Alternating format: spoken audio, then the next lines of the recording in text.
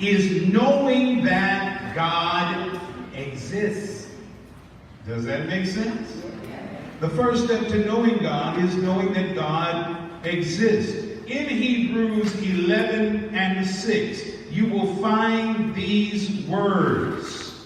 It tells us that we must believe that He is. I'm not quoting the entire verse. Without faith it is impossible to please Him. He that cometh to God must believe that He is, and that He is a rewarder of them that diligently seek Him. But you will not diligently seek Him if you do not believe that He is. So lesson 1 is very simply, we're going to try to answer the question, does God exist? No. I don't want you to answer it like that. Because we all believe that God exists, so I know you're going to say yes, but we need to answer this question, and we need to answer this question thoughtfully. We live in a post-Christian society. What do I mean by that? I mean that in our society today, Christianity is no longer the dominant religion. Now, I know there are those of you who will say that Islam is the dominant religion or some other form, but the dominant religion in the United States of America is the religion of humanism, which was twice called a religion by the Supreme Court in the 60s. A, quote, no God religion. That is the dominant religion of the day. Why am I saying this? Humanism does not necessarily embrace God.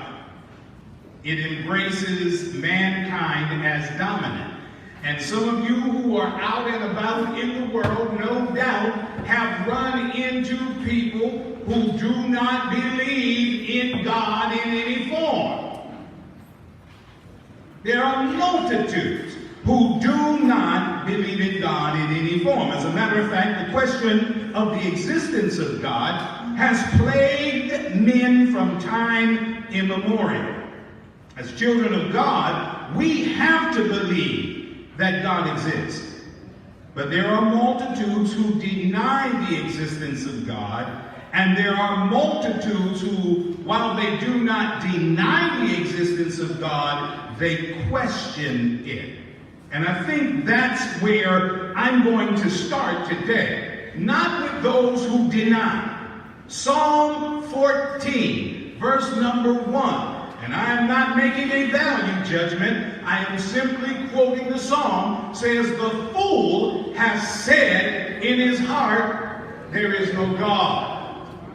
There is a sort of finality in that particular statement.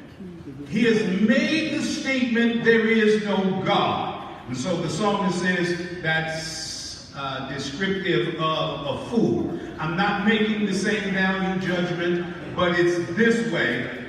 In truth, it's kind of hard to deal with someone who does not believe in God at all, in any kind of God, and is intractable in their unbelief. There is no God.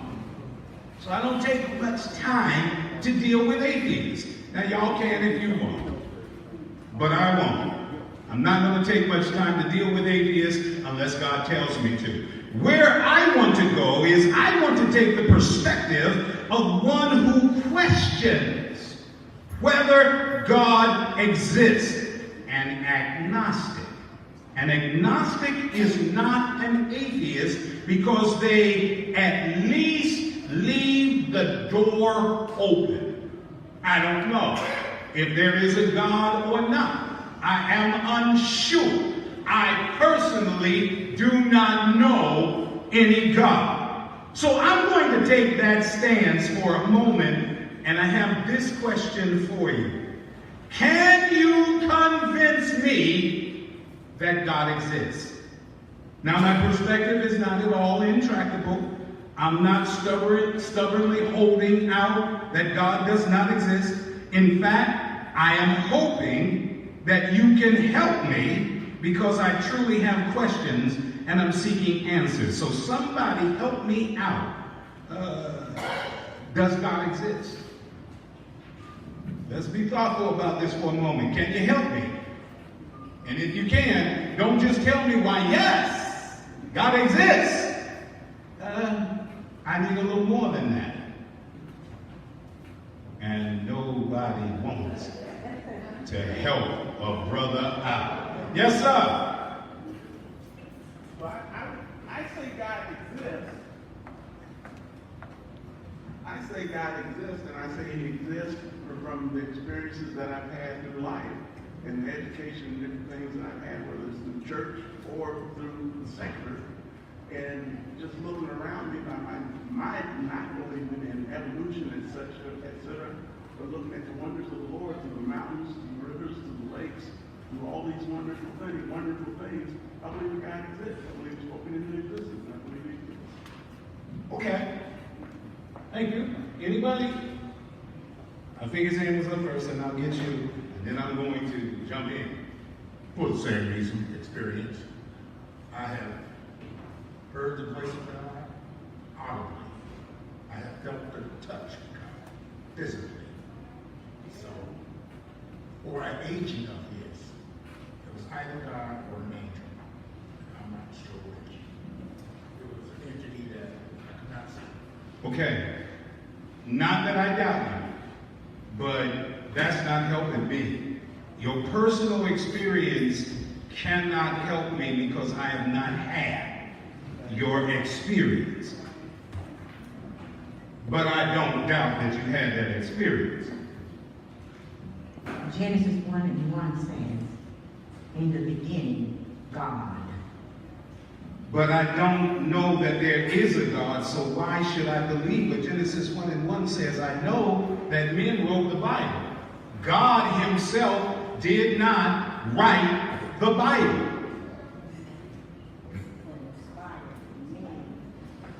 This is my last one because your hand went up second, I believe. That I'm going for. A while back when I was in the Air Force, we were traveling through and it's along the same lines with nature, but we were traveling through the mountains and just the scenery. And I wasn't in church at the time, but the first time I was driving a truck, I told him, I said, there's no way that you can tell me that there's not a God. Okay. Okay, so you believe it because you saw some scenery. No, I'm not trying to down you. I'm just really trying to make this succinct. No, you had your shot. You had your shot. It's my turn. It's my turn, y'all. Y'all can put your hands down. It's my turn. Y'all can put your hands down. Okay, thank you. Here's the rub for us believers.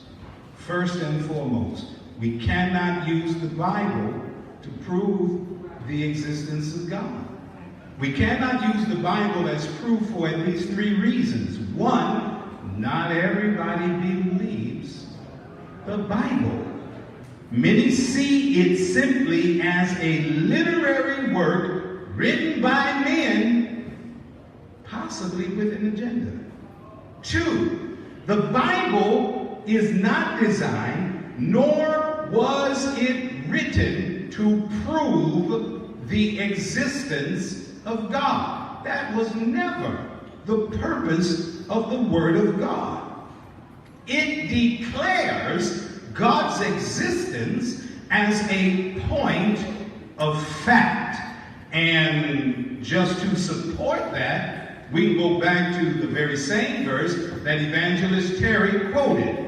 Genesis 1:1. In the beginning, God created the heavens and the earth. Didn't say anything about whether or not he existed as far as proof. It simply declares God did this in the very beginning.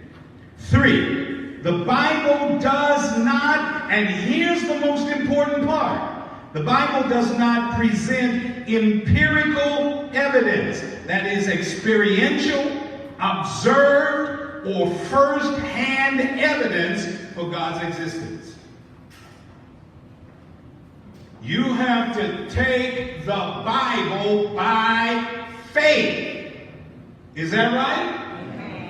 So if you're going to prove the existence of God to someone who is an agnostic, you can't start with the Bible. You may be able to end with the Bible, but you can't start with the Bible. Truth of the matter is, Brother Banks and Brother Rucker are very close in how we engage, or how we begin to engage. Remember, empirical evidence is evidence by what? Observation.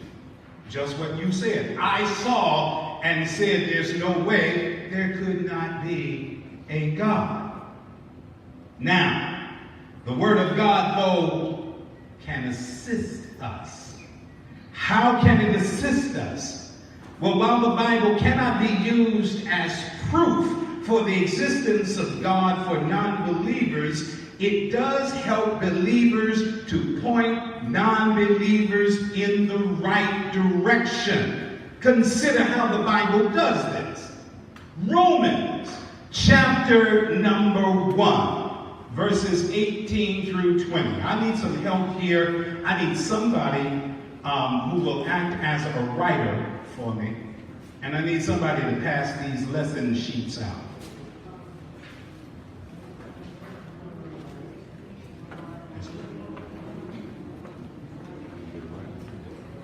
I need somebody with good handwriting. Good handwriting, good handwriting. Good handwriting. Thank you, Antoinette. The first thing I want you to write is, does God exist? Romans chapter number 1, verses 18 through 20 states this: For the wrath of God is revealed from heaven against all ungodliness and unrighteousness of men who hold the truth in unrighteousness, because that which may be known of God is manifest in them, for God hath showed it unto them. For the invisible things of him from the creation of the world are clearly seen, being understood by the things that are made, even his eternal power and Godhead, so that they are without excuse. His power and his deity then can be discerned through creation. This is what Romans is basically saying. In Acts chapter 14, beginning at verse 14, and this is the healing of the man at Lystra, this is where all of this precipitated. Verse 14 says, which when the apostles Barnabas and Paul heard of, they rent their clothes and ran in among the people, crying out and saying, Sirs, why do ye these things? We also are men of like passions with you, and preach unto you that ye should turn from these vanities unto the living God, which made heaven and earth and the sea and all things therein, who in times past suffered all nations to walk in their own ways. Nevertheless, he left not himself without a witness, in that he did good and gave us rain from heaven and fruitful seasons, filling our hearts with food and gladness. Let me give you one more. Psalm 19, verse number 1. The heavens declare the glory of God, and the firmament showeth his handiwork. In these verses of Scripture, we are told basically to look up and to look down or around in order to find proofs of the existence of God. So let's follow that directive. Let's look up first and get a macro vision of God. Since the heavens declare the glory of God, let's look up first. Would you please write this down? The universe had a start. Now, I know we are sanctified folk, but I'm pretty much done with the Bible for this evening. Okay? Are y'all all right with that? I'm not throwing the Bible away, but this is for the agnostic. This is so that we can talk to somebody who does not believe in the Bible. Okay? The universe had a start, but what was its start? What caused the universe to start? Scientists are convinced that our universe began with one enormous explosion of energy and light, which we now call the Big Bang. That was the singular start to everything that exists, the beginning of the universe, the start of space, and even the initial start of time itself. Astrophysicist Robert Jastrow, Jastrow, who is a self-described agnostic, stated, "The seed of everything that has happened in the universe was planted in that first instant. Every star, every planet, and every living creature in the universe came into being as a result of events that were set in motion in the moment of cosmic explosion. The universe flashed into being, and we cannot find out what caused that to happen." This is an astrophysicist, and he says it flashed into being, and we cannot find out what caused that to happen. Let me take it a little bit further. We need to talk a little bit about science today. Steven Weinberg, this is a Nobel Prize winner in physics, said at the moment of this explosion, the universe was about 100,000 million degrees centigrade, and the universe was filled with light. The universe has not always existed, ladies and gentlemen. It had a start. What caused the universe to start? Scientists have no explanation, and at least they're honest about it. They have no explanation for this sudden explosion of light and matter. But we do. In Hebrews chapter 11, verse number 3. I need somebody to find it and prepare to read it for me, because it gives us the start of the very universe. Dr. Ross? Through faith, we understand that the worlds were framed by the word of God, so that things which are seen were not made of things which do appear. There it is. The universe was framed by the word of God, so things which are seen were not made of things which do appear. In other words, the things that we see came out of nowhere because of the word of God. Now watch this, because some might still have a problem with that. But let's consider the nature of our universe. The universe operates by uniform laws of nature. Much of life may seem to us a mystery or uncertain, but look at what we can count on day after day. Watch this. Brother Banks, would you indulge me, please? Stand up. Would you just jump once? Okay, thank you. A physical law was just obeyed when he jumped, and that is the law of gravity. He did not jump and continue to go. Gravity brought him down. This is something that we can count on day after day after day. Gravity works. Put a cup of hot coffee on a counter and leave it. What's going to happen? It's going to get cold.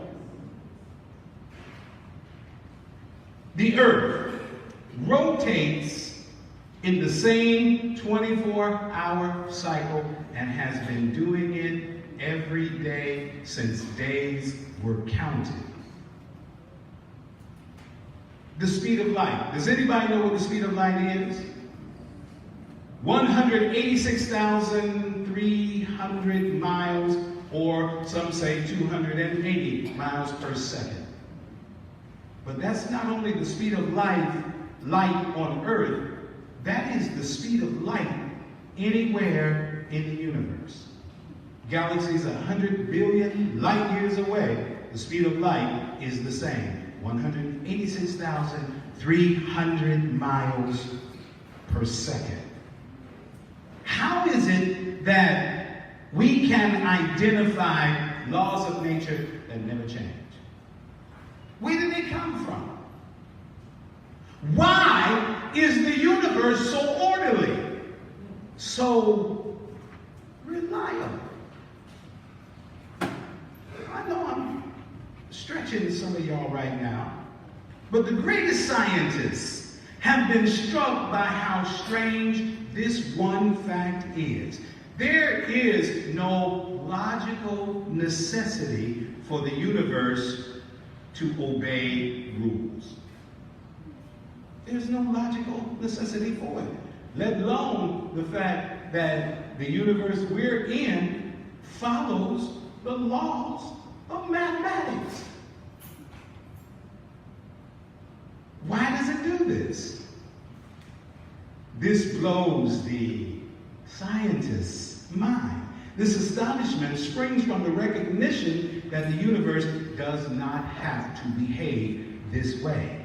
It is easy to imagine a universe in which conditions will change unpredictably from instant to instant, from moment to moment, or even a universe in which things pop in and out of existence. So why doesn't it happen? Richard Feynman, another Nobel Prize winner, and this one for quantum electrodynamics, said, "Why nature is mathematical is a mystery. The fact that there are rules at all is a kind of miracle." We often think that scientists do not believe in God, but they are all leaving the doors open for his existence. This universe follows rules because it did not create itself. There was a design behind it. And the fact that it follows these rules so specifically and so closely indicates that there had to have been a designer. Let's bring it back down to earth. Let's look around. Consider the complexity of the planet on which you live.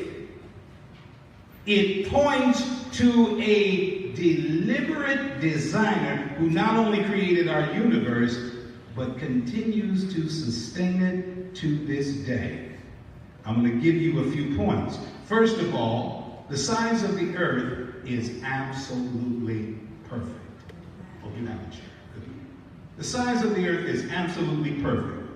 The earth's size and corresponding gravity holds a thin layer of nitrogen and oxygen gases, only extending about 50 miles above the earth's surface.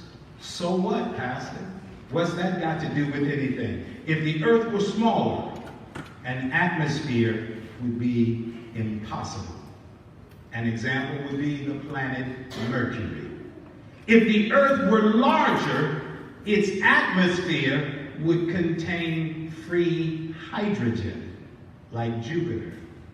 Anybody ever try breathing hydrogen? Let me go further.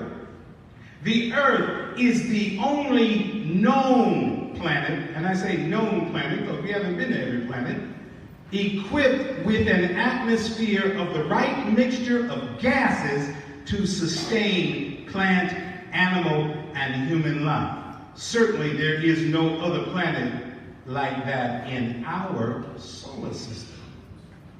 The earth is located the right distance from the sun. Consider the temperature swings that we encounter upon the earth. Roughly minus 30 degrees Fahrenheit to plus 120 degrees Fahrenheit. The extremes are rough, yet still livable. If the earth were any further away from the sun, though, we would all freeze.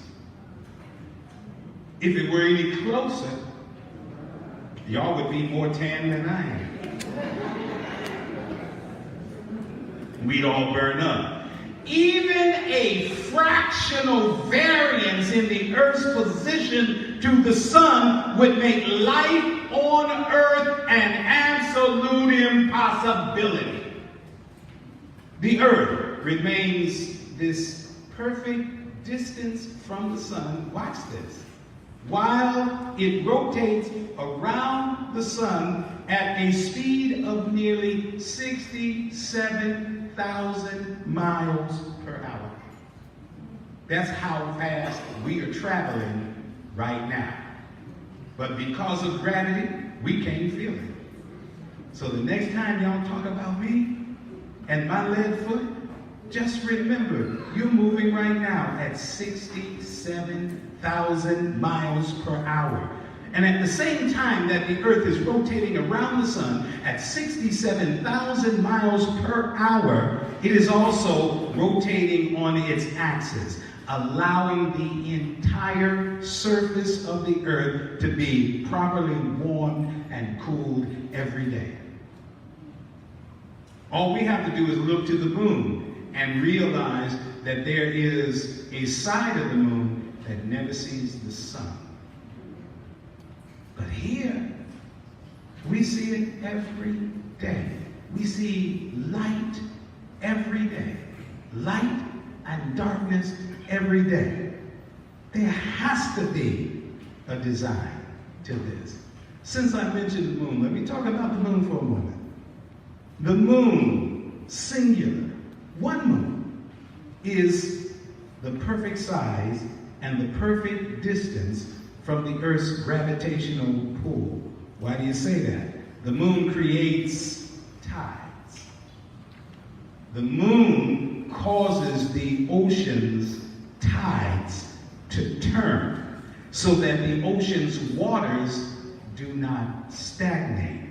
And yet, our massive oceans are restrained from spilling over across the continents.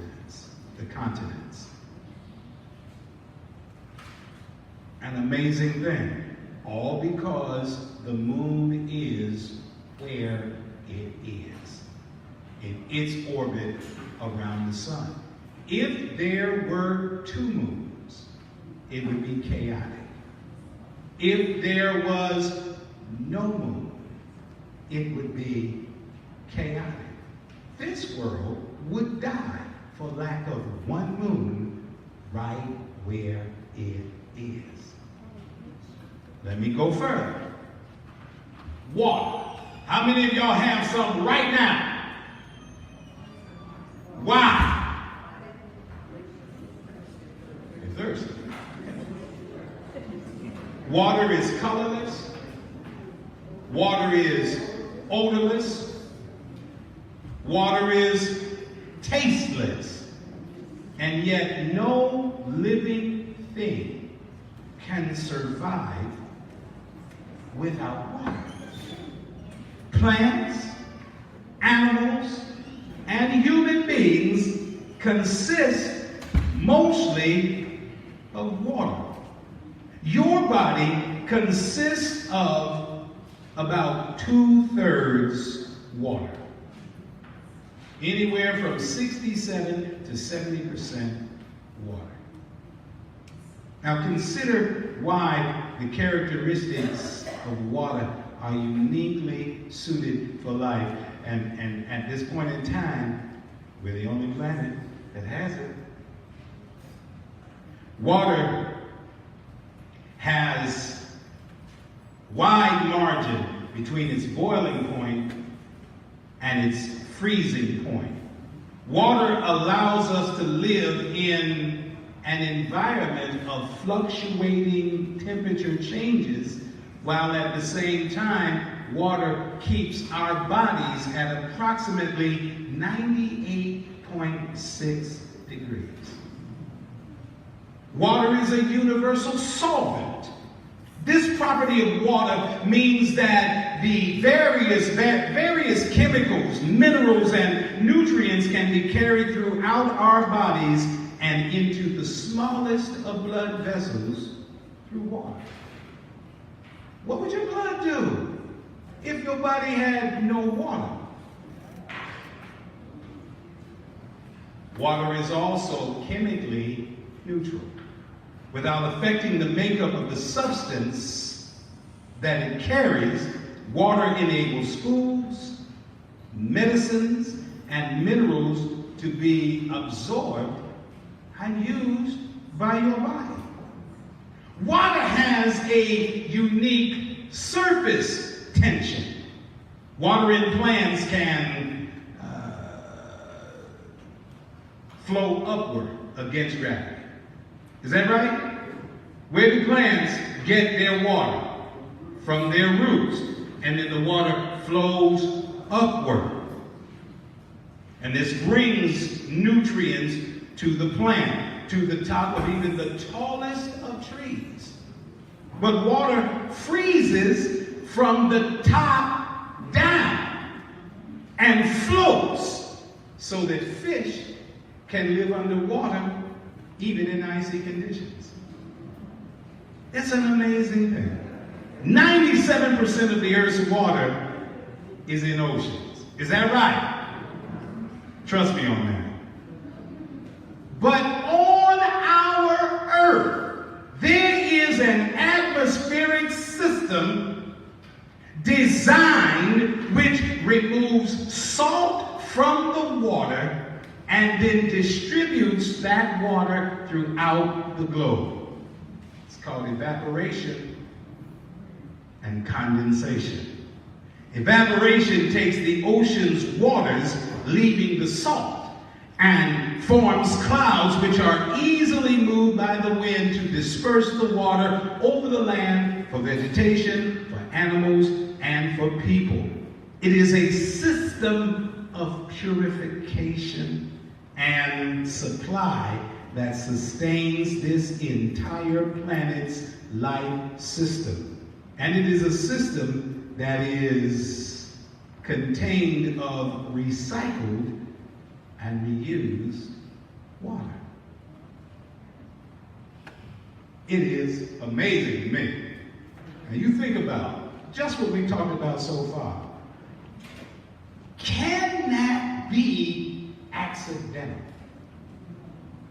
Can it be an accident that it just so happened that the universe was created? Gases got together, formed, and something touched them off ignited and exploded and hurled galaxies and solar systems into being. And one of those solar systems was ours. And it just so happened that one of the rocks created from gas,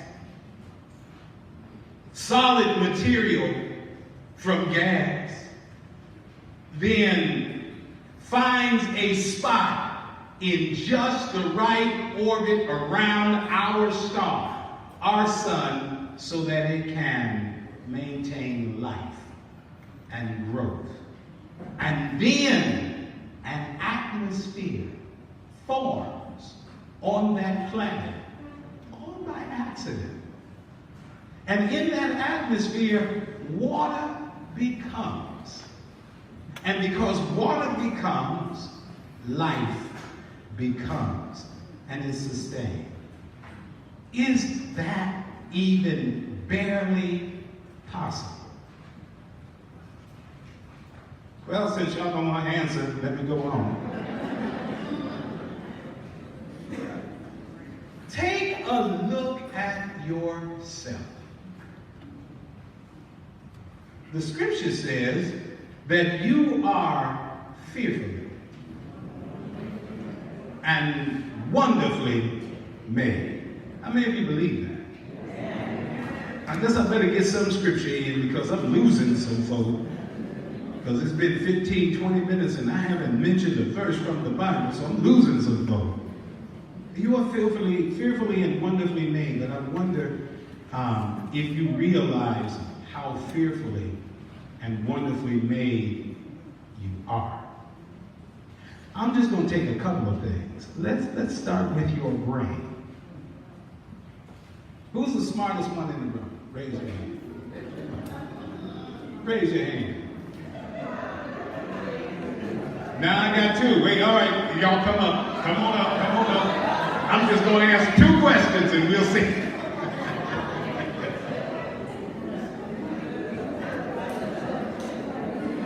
And somebody's thinking, oh yeah, I'm just going to let them go because I know I'm the smartest. Consider your brain though. It simultaneously processes an amazing amount of information. Your brain takes in all the colors, all the objects that you see, takes in the temperature around you, the sounds around you, and a multitude of other stimuli. Your brain holds and processes all your emotions, your thoughts, and your memories. At the same time, your brain keeps track of ongoing functions of your body, like your breathing pattern, your eyelid movement, hunger, and the muscles and movements in your hands, your feet, your legs. Your brain does all of this. When was the last time you had to tell yourself to breathe? When was the last time you had to tell your heart to beat? Your brain handles all of those things while it processes other things. The human brain is said to process more than 1 million messages per second. How does it do that? Without your having to work at it. Your brain weighs the importance of all of that data, filtering out what is unimportant. This screening function is what allows you to focus and operate effectively in whatever it is that you're doing. The brain functions differently than any organ in your body. There is an intelligence to it. The ability to reason, to produce feelings, to dream, to plan, to take an action, to relate to other people. It is your brain.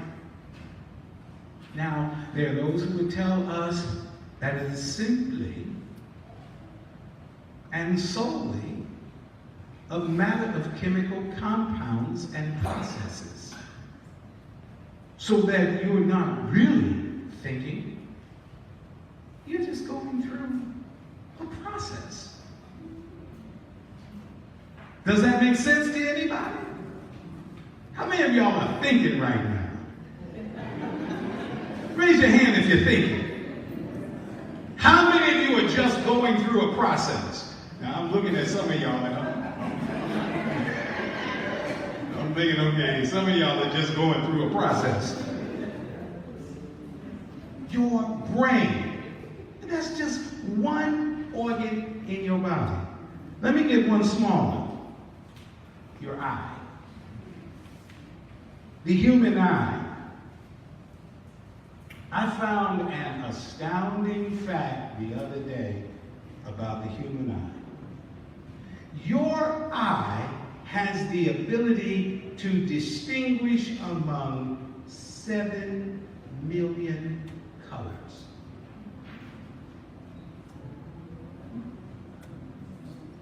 Except if you're colorblind. And interestingly enough, the vast majority of colorblind people are men. So when we come dressed looking like anything,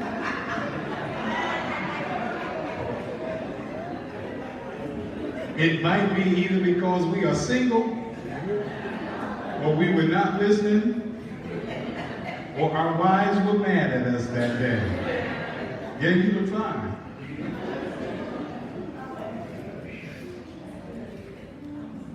But the normal eye can distinguish among 7 million colors.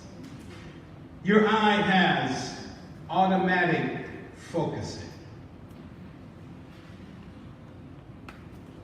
And it handles an astounding 1.5 million messages simultaneously. That's your eye. Fearfully and wonderfully made. Evolution focuses on mutations, changes from and changes within existing organisms. Yet evolution alone cannot and does not explain the initial source of the eye or the brain or the start of living organisms from non-living matter. How did that happen? How did a living organism spring from non-living matter? How does that happen? The evolutionists cannot tell you. Scientists cannot tell you. They do not know. But I think you do. Let me give you just one more. DNA. What is DNA? Somebody help me out. DNA. What is it?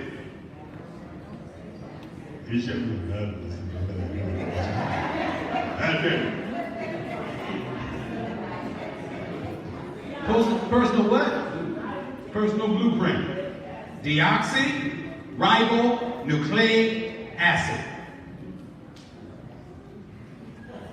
You can spell acid. A-S-I-D, acid. Deoxyribonucleic acid. Deacon Smith called that the blueprint. All instruction, all teaching, all training comes with intent. The reason why I'm doing this today, and will be doing it, the Lord be my helper, for a while, is because I have an intent behind what I'm doing.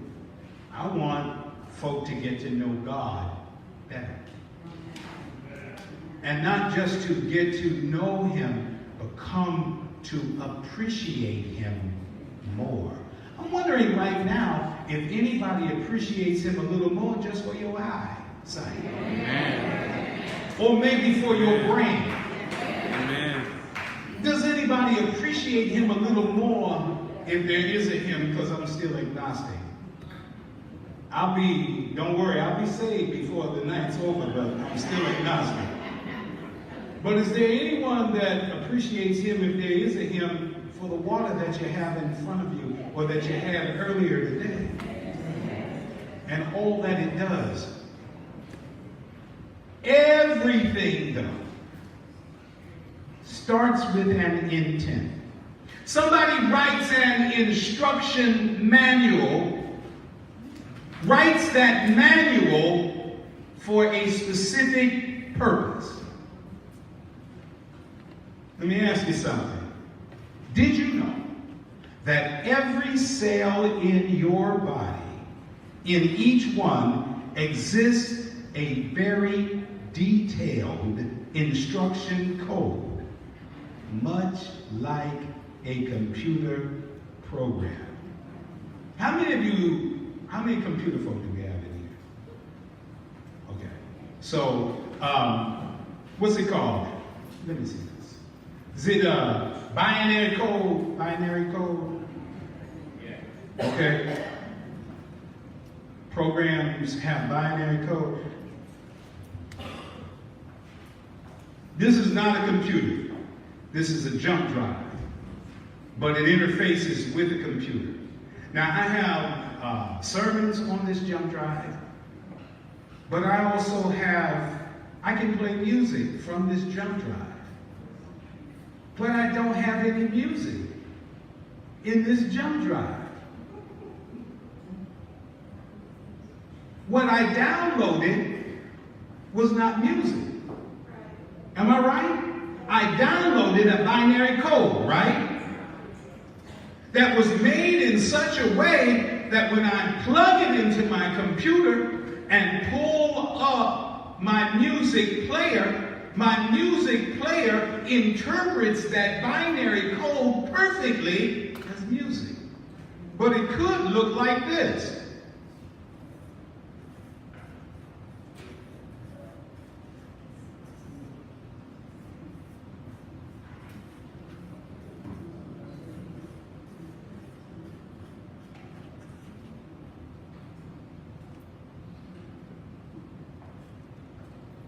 Simple. But I can't figure it out. I don't know what I did there. But that's kind of the way the code works. Am I right? Okay, all right. That's kind of the way the code works. And because of that, the way that those ones and those zeros are arranged tells your computer exactly what to do, how to read it, what it's supposed to be. Now, you have a DNA code.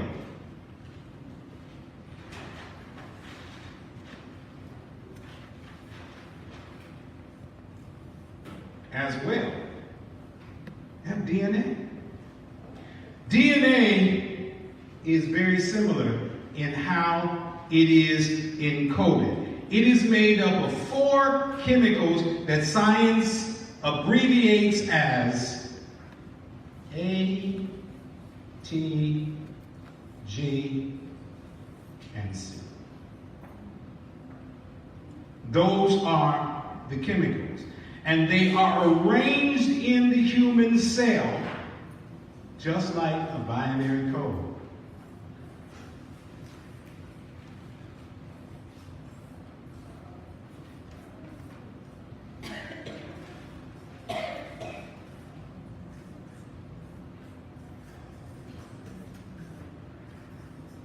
And again, I don't know what I just did.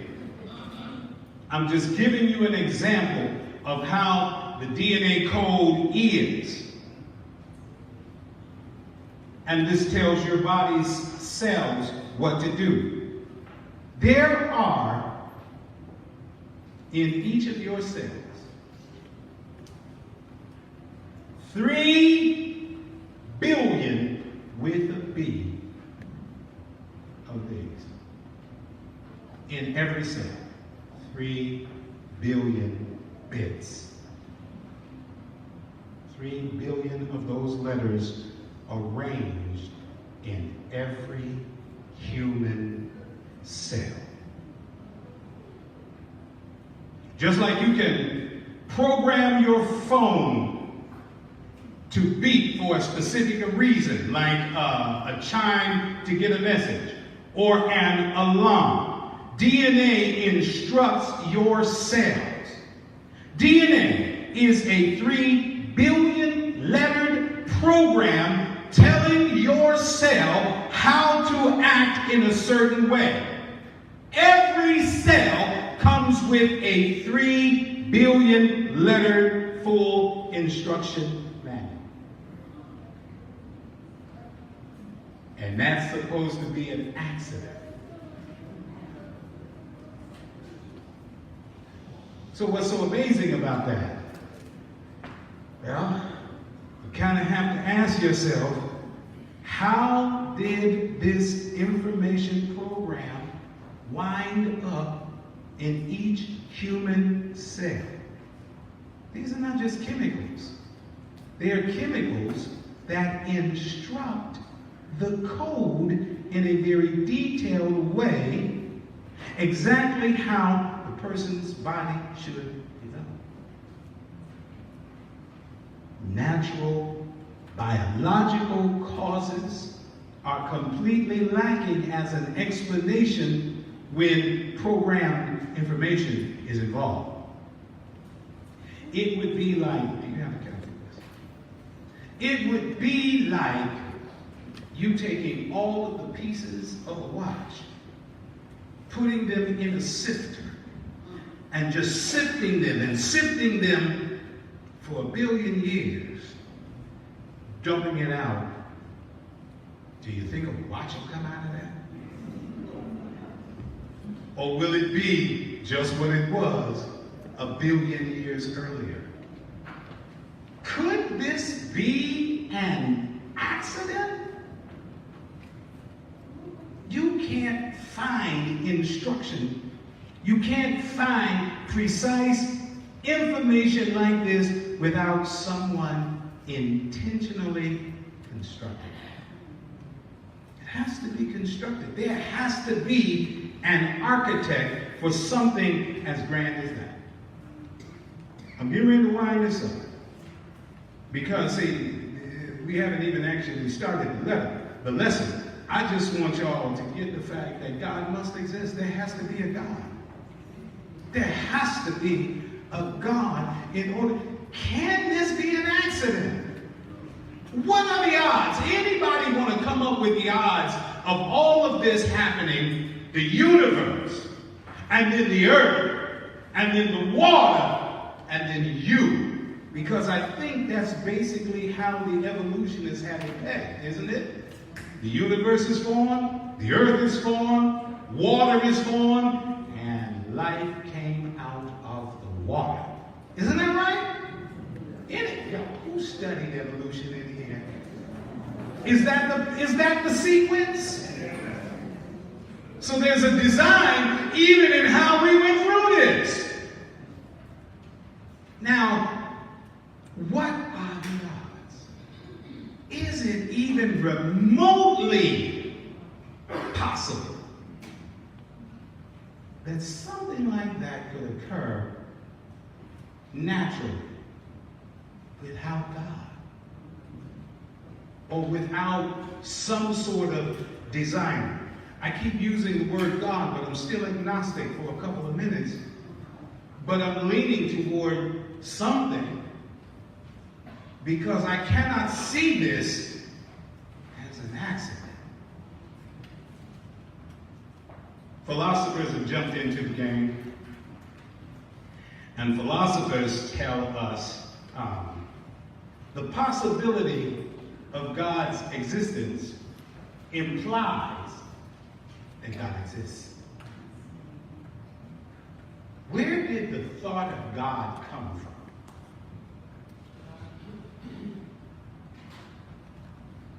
Anybody want to stab at it besides Pastor Phillips?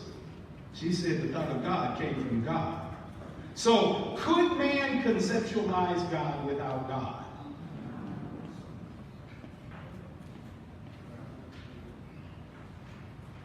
That's why the psalmist said that he placed eternity within the hearts of men.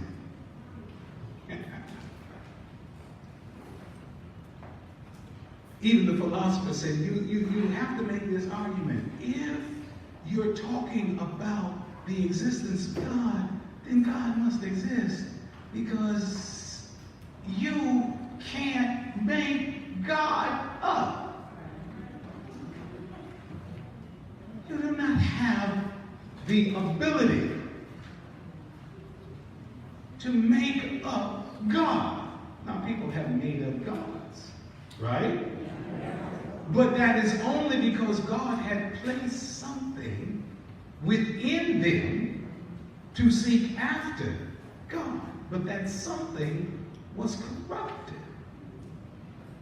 How many of you all believed in something before you came to God?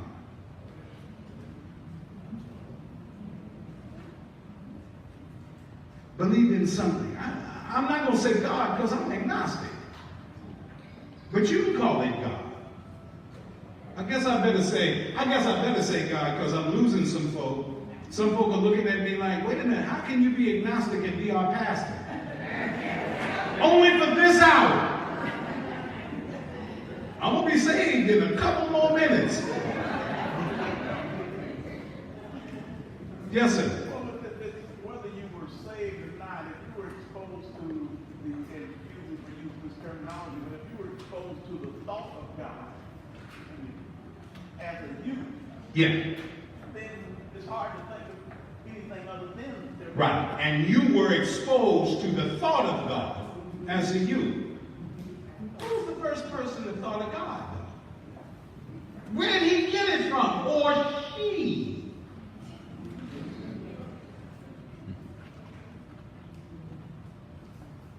Where did the first person get the idea of God?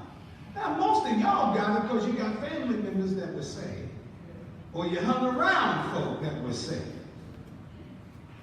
But the first person who ever thought of God, where did he get that from?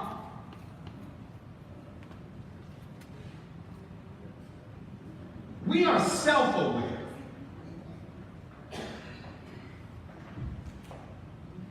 We are self-aware. And we are aware of that which we can see, which we can touch, which we can hear, which we can taste or smell. But you can't see, hear. Well, you did. So you say. See, hear, smell, taste, or touch God. So how does he make the scene?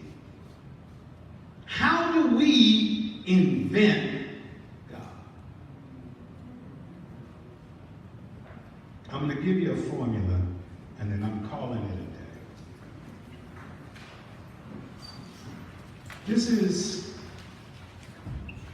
a formula for what is called the ontological argument. The argument for the existence of God. And this formula was propounded, basically, the ontological argument was propounded by a monk by the name of Anselm of Canterbury. But let me just give you the gist of it. He talks about a maximally great being, someone or some being that had all power, that was greater than any other being. So the argument is summarized like this. It is possible that a maximally great being exists. That's one. Two, if it is possible that a maximally great being exists, then a maximally great being exists in some possible world.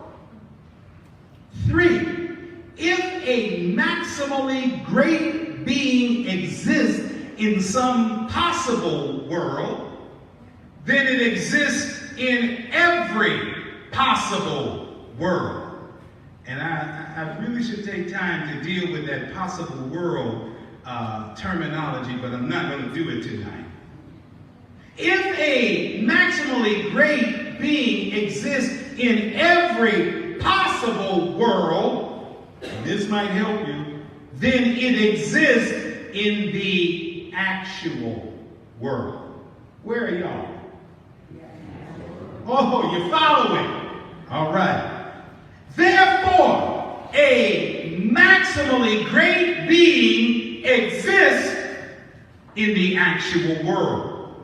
Therefore, a maximally great being exists. And finally, point number 7, therefore, God exists. Simple as that. It might surprise you to learn that steps 2 through 7 of this argument are relatively uncontroversial among philosophers. Most philosophers would agree that if God's existence is even possible, then he must exist. So now I'm convinced that God exists. I'm convinced that God exists, but I don't know how he exists. We'll start figuring that out next week. Any questions? Yes, ma'am.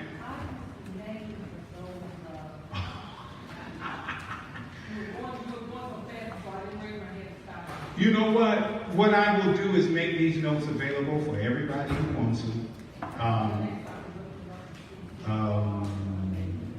Then that means I have to look through it and give them to you. Well, you can give them to me afterwards, but if you want the notes,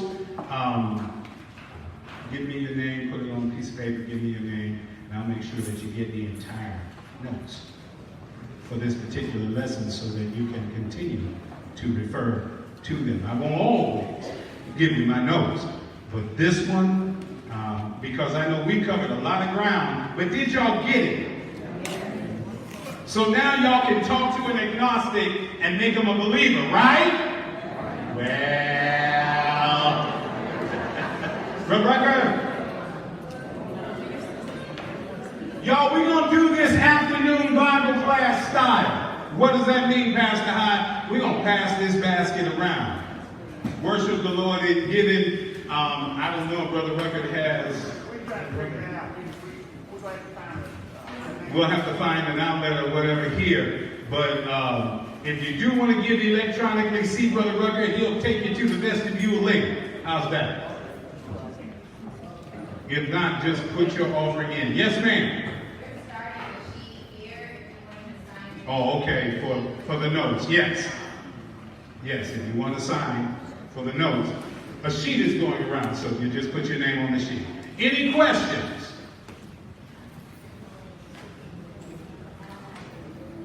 All right, there's no questions. After we receive the offering, we will bless it and we will let you go. It is 8:07, y'all. How y'all like that?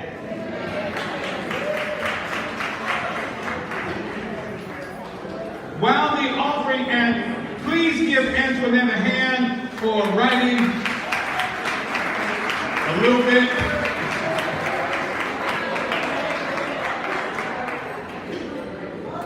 Yeah, one sentence.